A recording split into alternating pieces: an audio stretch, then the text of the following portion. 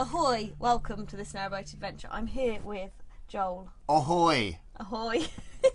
There are lots of very funny things that happen on boats, so I'm interested to see which ones you choose to talk about. I try not to go for the obvious. You know, when I first started doing the show 4 years ago, do you know the question people ask me most? Is it about... And guess what? The Toilets. Exactly. So it isn't.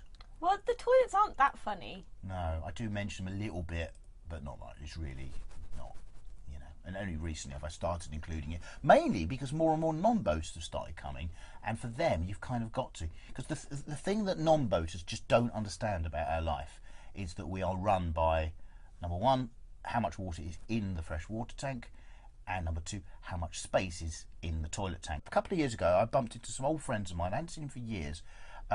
Well, two of them were friends of mine and two were their friends. So there were four of them, and I happened to have the boat round the corner. I invited them for a cup of tea.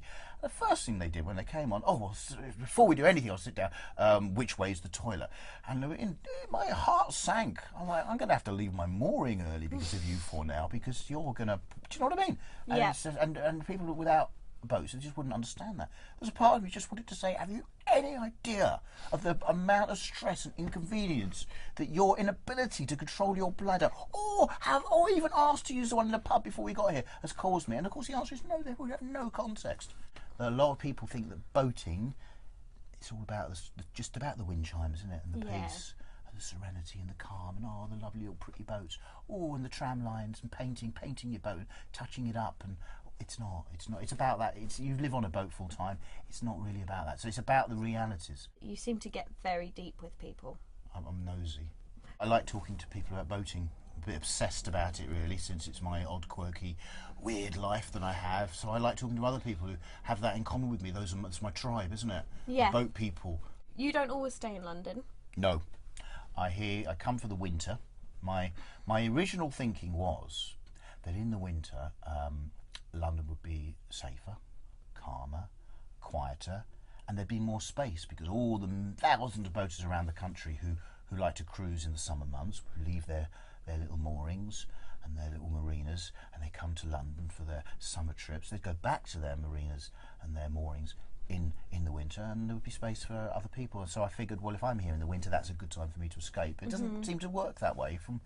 Even though I'm never here in the summer, when I come in on the train and I walk down the canal, it always actually now seems to be quieter in the everybody else summer. has got the same idea as you, because we leave during the summer as well. Yes, and all these people who moan in their marinas saying, oh, but we can't get into London. Well, guess what?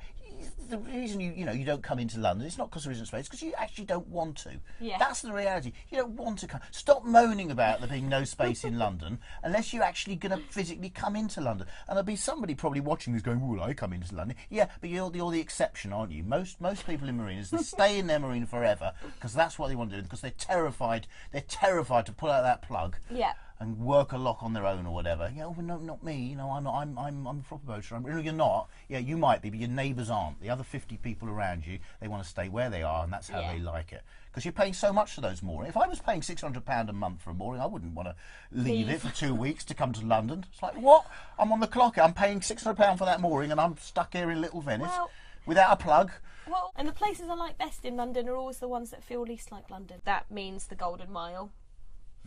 Where's the Golden Mile? Oh, you know, like Paddington to Tottenham Hale.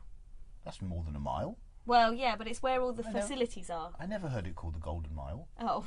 Who calls it the Golden Mile? Paddington to Tottenham. I'm going to start doing that from now on. Is it to Tottenham Hale? From now, it doesn't matter, because from now on, I'm just going to refer to the Golden Mile, and people are going to say, where? I say, yeah, Paddington to Tottenham Hale. Where all the facilities are? The Golden Mile. All the facilities. For emptying your loos and they're water are easy. They're in Market Harbour. No, I know, but I mean in London. Have you been to Market Harbour? No. Every spot on the towpath there's got its own tap. What? I'm serious. You go to the end of the Leicester Arm, do a little fork, there's a fork, Foxton Lock, you do the right, through a swing bridge, Market Harbour town centre, and the whole stretch along there, tap by every boat on the cut. Why would everyone need a tap? That seems like such a lot of resources the COT have put in there. People have got short hoses out there, haven't they? If you go and shop for a hose in Market Harbour, you can't get them on more than 10 foot long, all right? And they don't sell the connectors, and they've banned eBay, so you can't buy the connectors, so you've got to have a tap for every boat. My God. Market Harbour. Market Harbour.